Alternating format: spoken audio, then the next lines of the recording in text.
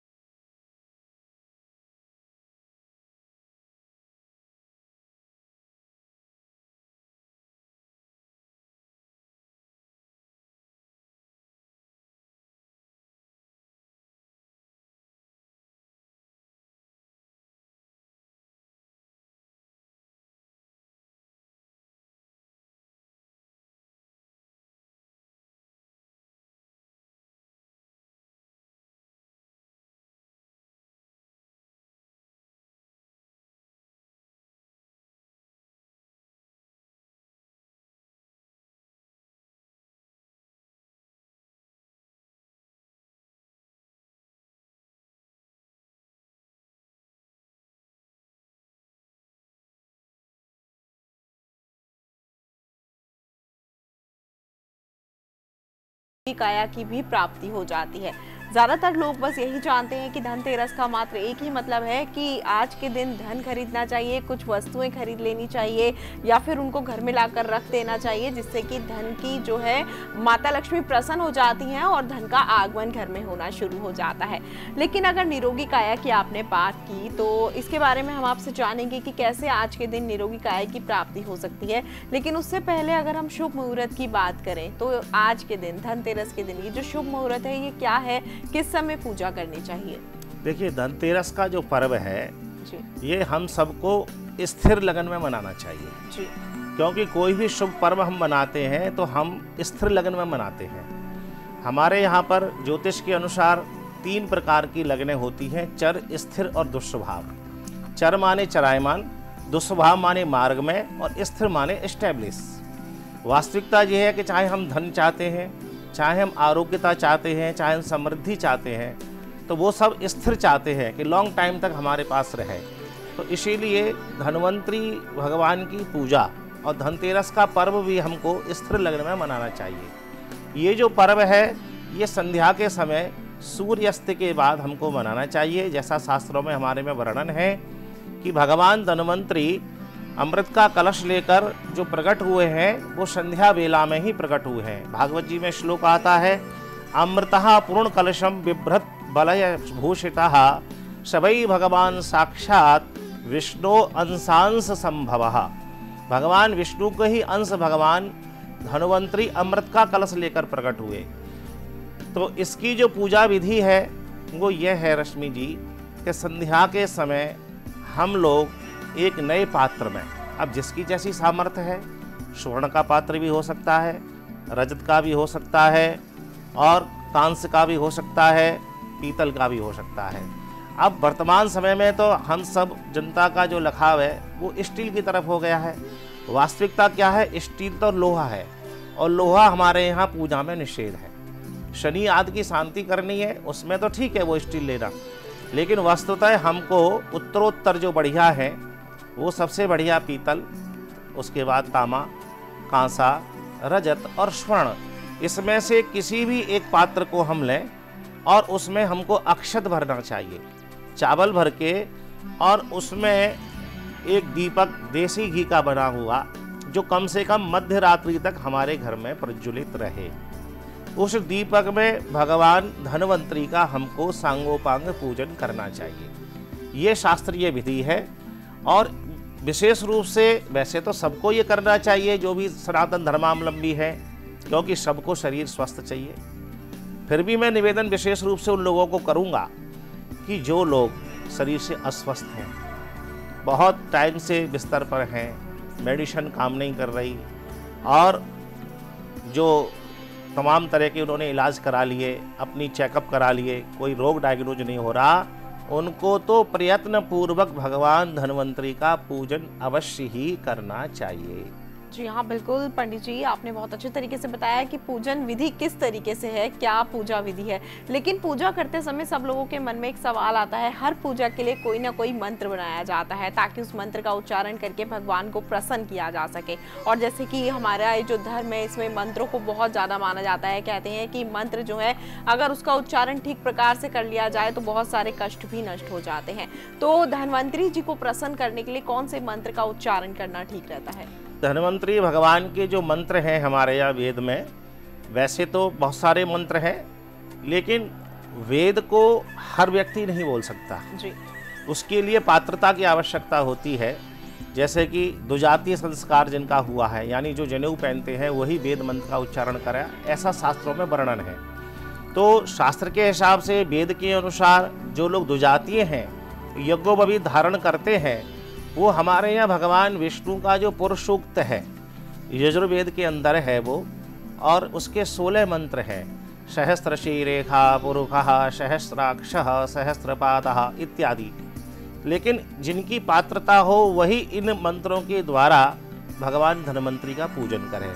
सामान्य जनमानस और जो हमारी महिलाएं हैं वह केवल धन्वंतरे नमः, क्योंकि वो इतना ही शुद्ध बोल सकते हैं। क्योंकि मंत्र को हम बोलें और वो यदि शुद्ध नहीं बोला गया तो उसका जो है शुभ की अपेक्षा अशुभ फल प्राप्त होता है। इससे अच्छा यह है कि केवल नाम मात्र से ही ओम धन्वंतरे नमः आभानम समर्पयामि, ओम धन्वंतरे नमः पाद प्रक्षालनम समर्पयामि, ओम धन्वंतरे नमः हस्त अर्घम समर्पयामि, ओम धन्वंतरे नमः पंचामृत स्नानम समर्पयामि, ओम धन्वंतरे नमः शुद्ध जल स्नानम समर्पयामि, ओम धन्वंतरे नमः वस्त्रम समर्पयामि, यज्ञोपवीतम समर्पयामि।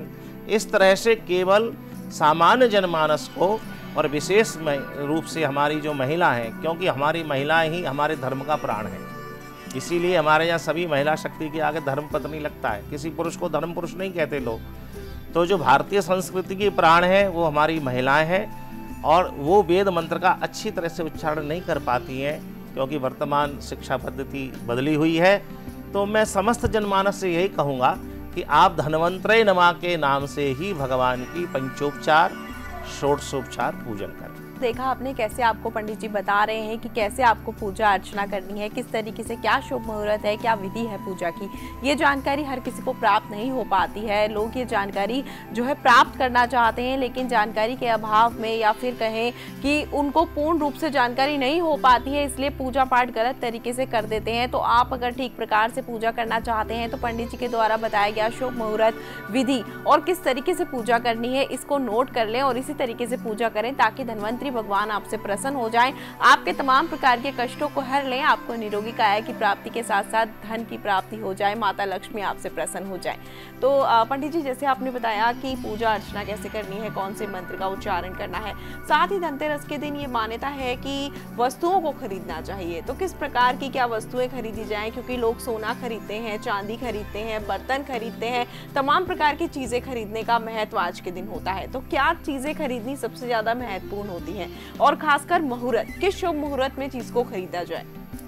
मैं इसमें लोगों को कहूँगा कि धनतेरस के दिन घर की समृद्धि के लिए और विशेष रूप से जो हमें दीपावली वाले दिन माता लक्ष्मी के पूजन में जो भी चीज़ उनको अर्पण करनी है, वो सब सामग्री हमको धनतेरस को खरीदनी चाहिए। उसके लिए बहुत ही शुभ समय इस वर्ष जो बन रहा है वह है शाम को 6:30 बजे के बाद से लेकर और रात्रि को 12:30 बजे तक, क्योंकि हमारे यहाँ कहा गया है सर्वे दोषा विनश्यन्ति लग्न सिद्धिर यदा भवेत्। कई प्रकार के हमारे यहाँ मुहूर्तों को देखा जाता है, जैसे चौगड़िया मुहूर्त होते हैं, लेकिन उससे भी ऊपर जो है ना वो लग्न है।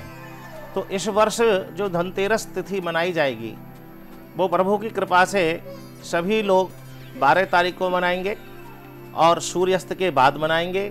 आजकल वर्तमान में सूर्य लगभग 5:30 बजे करीब अस्त हो रहा है, तो उसके बाद से लेकर और 5 घंटे का जो समय है वो धनतेरस मनाने के लिए बहुत अच्छा है। हम बाज़ार से अपने घर की समृद्धि के लिए माता लक्ष्मी को प्रसन्न करने से संबंधित जो चीज़ हैं उनको लेकर आएँ। सामर्थ्य है स्वर्ण लेकर आएँ, रजत लेकर आएँ, कोई कांस्य पात्र लेकर आएँ, पीतल का सामान लेकर आएँ, और जो घर की समृद्धि से अन्य चीज़ें होती हैं घर को सजाने आदि की, वो सब चीज़ हम खरीदें। और उसमें फिर सबसे महत्वपूर्ण यह है कि घर पर आकर हम भगवान धन्वंतरी का उस नए पात्र को जो लेकर आए हैं उसमें चावल भर के उस पर दीपक प्रज्वलित करके उसमें भगवान धन्वंतरी का कम से कम पंचोपचार या षोडशोपचार हम पूजन संपन्न करें।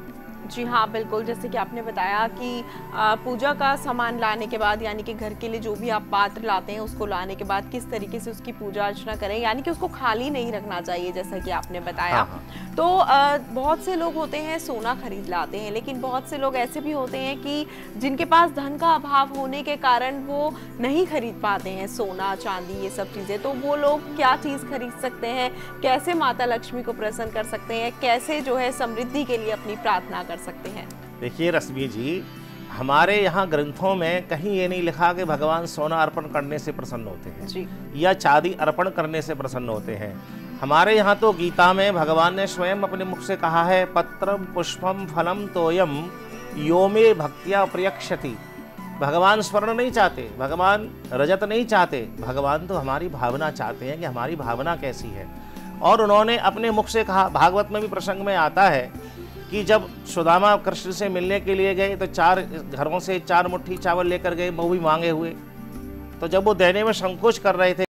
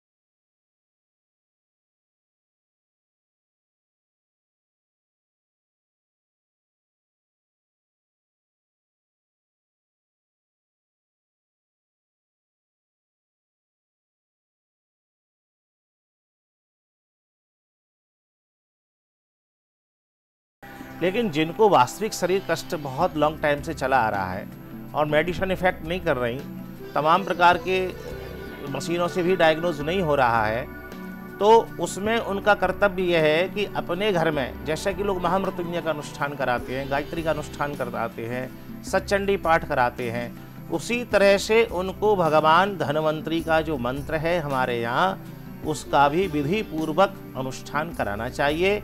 और इसमें वो जो दिन है धनतेरस का, जिसको धन्वंतरी जयंती कहते हैं, वास्तविक इसका जो नाम है वो धन्वंतरी जयंती है। तो उस दिन रात्रि के समय, मतलब सूर्य अस्त के बाद से लेकर प्रदोष काल से लेकर और मध्य रात्रि तक, लगभग 12 साढ़े 12 बजे तक, जैसी सामर्थ्य है, एक ब्राह्मण से, 2 ब्राह्मण से, 5 ब्राह्मणों से, 11 ब्राह्मणों से भगवान धन्वंतरी के मंत्र का जप करा के उसका दशांश उनको हवन कराना चाहिए। मेरा विश्वास है, जैसा हमारे ग्रंथों ने कहा है, उनको निश्चित ही शरीर लाभ प्राप्त होगा, उनके रोग की निवृत्ति होगी। जी बिल्कुल।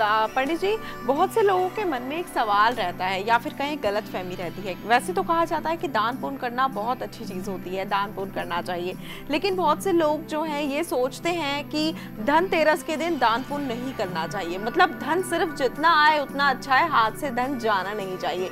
तो मैं चाहूँगी आप इसके बारे में कुछ बताएं कि क्या ये भ्रांति है या कितने हद तक ये बात ठीक है। देखिए रश्मि जी, आपने बहुत सुंदर प्रश्न किया है, क्योंकि वर्तमान जनमानस में ऐसा देखा जा रहा है कि धनतेरस को लोग किसी को पैसा देना पसंद नहीं करते। देखिए, जबकि हमारे यहाँ पर लिखा है कि धन की 3 ही गति हैं, दान, भोग और नाश।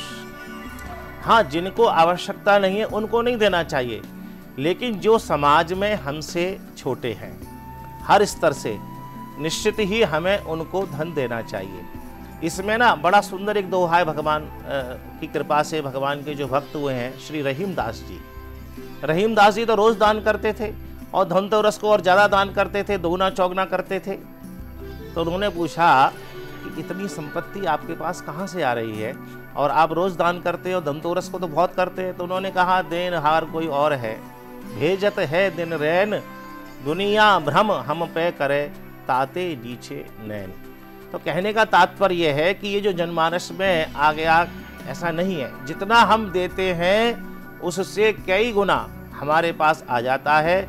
इसलिए धनतेरस को हमें दान भी करना चाहिए और जितना हम करेंगे उससे 10 गुना आ जाएगा। ये महाभारत का भी एक प्रसंग है रश्मि जी इसमें, कि जब भगवान ने राजसूय यज्ञ कराया पांडवों से, तो उन्होंने सबकी एक एक ड्यूटी उसमें तय कर दी। तो उसमें दुर्योधन को खजांची बनाया गया, कर्ण को दान लेने के लिए खड़ा किया गया, भीम को भोजन की व्यवस्था दी गई। तो यहाँ पांडवों के मन में बड़ी शंका हो गई कि ये तो हमारा शत्रु है दुर्योधन, और ये हमारे सारे धन को लुटा देगा। तो उन्होंने गोविंद से कहा, द्वारकाधीश से कहा, कृष्ण से कहा कि महाराज इसको खजांची क्यों बना रहे हैं आप। जैसे आपने शादी में देखा होगा ना कि एक जने के हाथ में बैग रहता है या थैलियाँ रहती हैं खर्च करने की। तो भगवान ने कहा, अरे पांडवों, तुम चिंता मत करो, जितना यज्ञ में धन खर्च होगा उससे 10 गुना आ जाएगा। इसलिए इसको जितना लुटाना लुटाने दो, यश तो हमारा बढ़ेगा ना। तो इसलिए धनतेरस को हमें जिनको आवश्यकता है उनको धन देना चाहिए और इससे हमारे यहाँ कोई कमी नहीं आएगी। भगवान धन्वंतरी की कृपा से हमारे यहाँ और अभिवृद्धि होगी। जी जी बिल्कुल, बहुत अच्छी बात आपने कही है। इसलिए क्योंकि लोगों के मन का ये जो सवाल है, ये सवाल बहुत से लोगों के मन में आता है कि दान करें नहीं करें। हो सकता है आपकी बात सुन के कुछ लोगों को ये चीज़ समझ आई हो कि दान पुण्य सबसे बड़ी चीज़ मानी जाती है और जितना हम किसी को देते हैं उससे दुगना हमें वापस हासिल हो जाता है। तो जैसे कि आज के दिन बहुत सारे सामान खरीदने का विशेष महत्व होता है। जैसे कि मैंने आपसे पूछा था, आपने बताया क्या क्या सामान खरीदना चाहिए। तो क्या ये सब राशियों के अनुसार सामान खरीदना चाहिए या फिर जो आपने बताया जैसे कि कलश या फिर कोई स्वर्ण मुद्रा, ये सब चीज़ें कोई भी खरीद सकता है या अलग अलग राशियों को अपनी राशियों के अनुसार ही वस्तुएं खरीदनी चाहिए? देखिए, इसमें वैसे राशि का कोई विशेष महत्व नहीं है।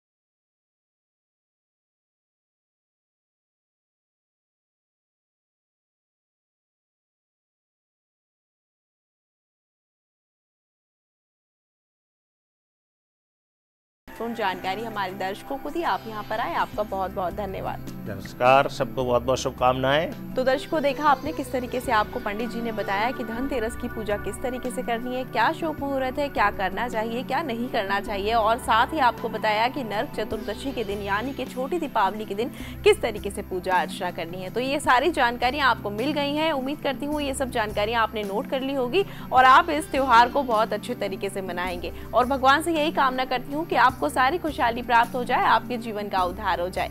फिलहाल आज के लिए आप दीजिए आज्ञा। आप सभी को धनतेरस की ढेरों शुभकामनाएं। नमस्कार।